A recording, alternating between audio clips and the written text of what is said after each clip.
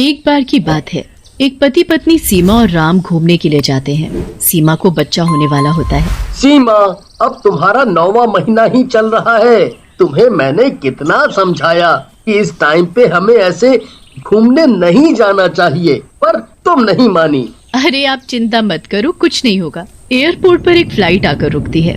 उसमें यात्री आकर बैठते हैं और हवाई जहाज उड़ने लगता है। कुछ देर बाद कुछ खराबी आने की वजह से उसे बीच में एक जगह उतरना पड़ता है।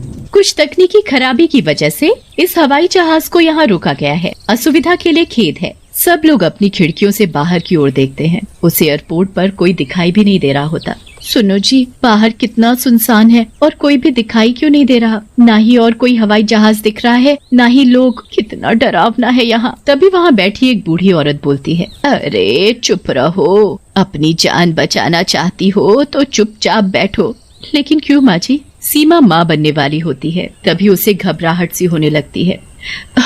सुनो जी, मुझे ठीक नहीं लग रहा, यहाँ मेरा दम घुट रहा है।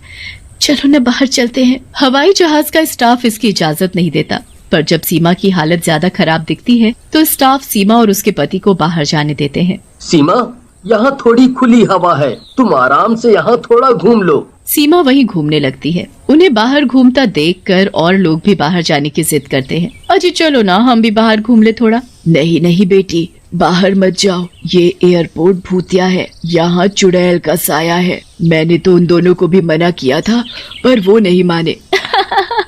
चुड़ैल का साया, और वो भी एयरपोर्ट पर? अरे माँ जी, किस जमाने की बातें कर रही हो?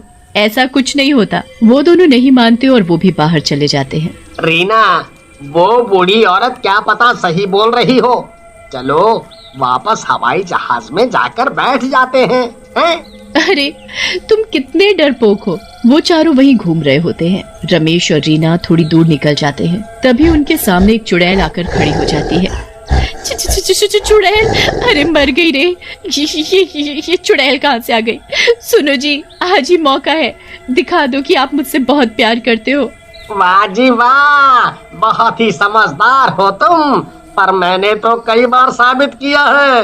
अब तुम्हारी बारी है, तुम भी तो कभी साबित करो कि तुम भी मुझे प्यार करती हो।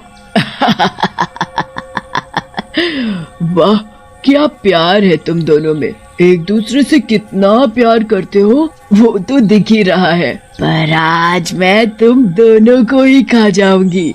तुझे ही बाहर आना था ना हवाई जहाज से, ले मजा। तेरे चक्कर में आज तो मेरा भी टिकट कट जाएगा। नहीं अम्मा। फिर चुड़ैल उन दोनों को मारकर खा जाती है। चिल्लाने की आवाजें सुनकर सीमा अपने पति राम से बोलती है, अरे राम, वहाँ से किसी के चिल्लाने की आवाजें आ रही हैं, चलो जाकर देखते हैं। अरे नहीं, रहने दो, तुम्हारी हालत वैसे भी ठीक नहीं है।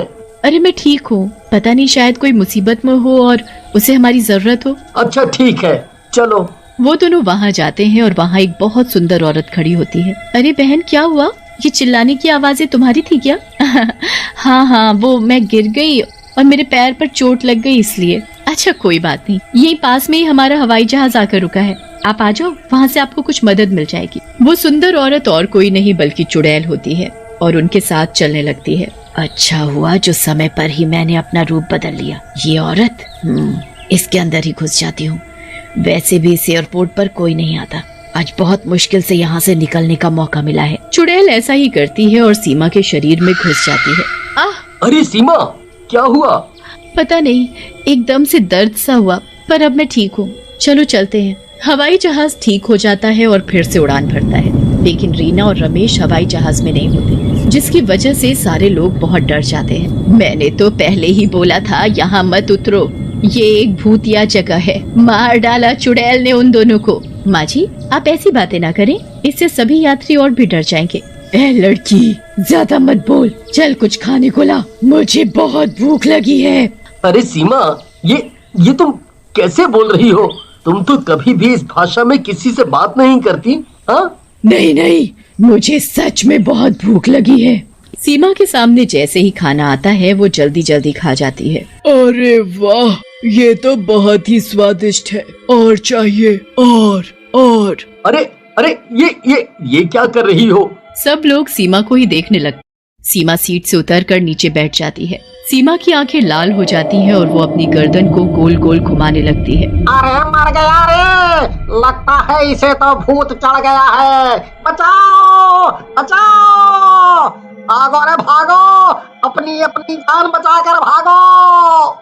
तभी वहाँ एयर होस्टेस आती है। मैडम प्लीज आप ऐसे मत करिए, आप अपनी सीट पर बैठ जाइए, आपको जो भी चाहिए वो मैं खाने को दूंगी। अरे वो तो तू मुझे वैसे भी ला कर देगी, नहीं तो मैं पूरे हवाई जहाज के लोगों को खा जाऊंगी।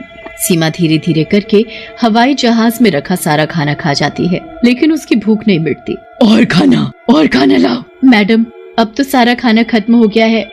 नहीं, मैं इंतजार नहीं कर सकती, मैं तुझे ही खा लेती हूँ। ऐसा बोलकर सीमा उसी एयर होस्टेस को खा जाती है। अरे मर गई रे, ये तो इस लड़की को ही खा गई। मुझे बहुत डर लग रहा है जी। तो किसने कहा था घूमने चलो? तुझे ही घूमने जाने की आग लगी पड़ी थी, अब मुझे भी मरवाएगी तू। ऐसा करते करते चुड़ैल सीमा पर हावी होने लगती है और विमान के यात्रियों को ही खाने लगती है। तभी उसके पेट में दर्द होने लगता है। मेरे पेट में ये अचानक दर्द क्यों होने लगा? सीमा, ये तुम्हें क्या हो रहा है सीमा? लगता है इसका बच्चा अब होने ही वाला है। क्या बोल रही हो माँ जी? कौन लड़की? बेटा ये जो चुड़ैल है वो मेरी ही बेटी है। हम दोनों एक बार घूमने गए थे, मेरी बेटी भी माँ बनने वाली थी, लेकिन एक दिन एयरपोर्ट पर कुछ बुरे लोगों ने मेरी बेटी के साथ बुरा व्यवहार करके उसे अकेले मरने के लिए सुनसान एयरपोर्ट पर छोड़ दिया। तब से मेरी बेटी की आत्मा उसी एयरपोर्ट पर भटक रही है। तभी मैं उस एयरपोर्ट पर सबको उतरने के लिए मना कर रही थी, लेकिन कोई नहीं माना। माँ ये सब बाद में बता देना, मुझे बहुत दर्द हो रहा है और मैं इसके शरीर से बाहर भी नहीं निकल पा रही।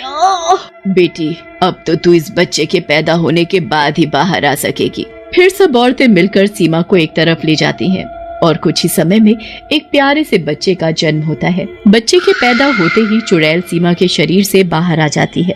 मुबारक हो राम बेटा, तुम्हारा बेटा हुआ है। क्या माँ जी, सच में? क्या मैं उसे देख सकता हूँ? नहीं, ये मेरा बच्चा है, इसे मैंने जन्म दिया है, इस पर सिर्फ मेरा हक है, समझे तुम? नहीं नहीं, मेरे बच्चे को छोड़ दो, इसे मत खाना। हाँ, चाहे तो तुम मुझे खा लो। हाँ बेटी, इस बच्चे को मत मारना, तुम्हारे साथ जो भी हुआ इसमें इसका क्या दोष। अरे तुम सब चुप करो, ये कितना प्यारा बच्चा है, देखो। बच्चा जोर जोर से रो रहा होता है। चुड़ैल उसे अपने गले से लगा लेती है। चुड़ैल के गले लगते ही बच्चा एकदम चुप हो जाता है। मेरा बच्चा माँ, ये मेरा बच्चा है, मैंने इसे जन्म दिया है। अगर इन दुष्ट इंसानों ने मुझे उस दिन ना मारा होता तो मेरा बच्चा भी ऐसा ही होता। लेकिन बस अब मैं इसे अपने साथ ले जाऊंगी और पालूंगी।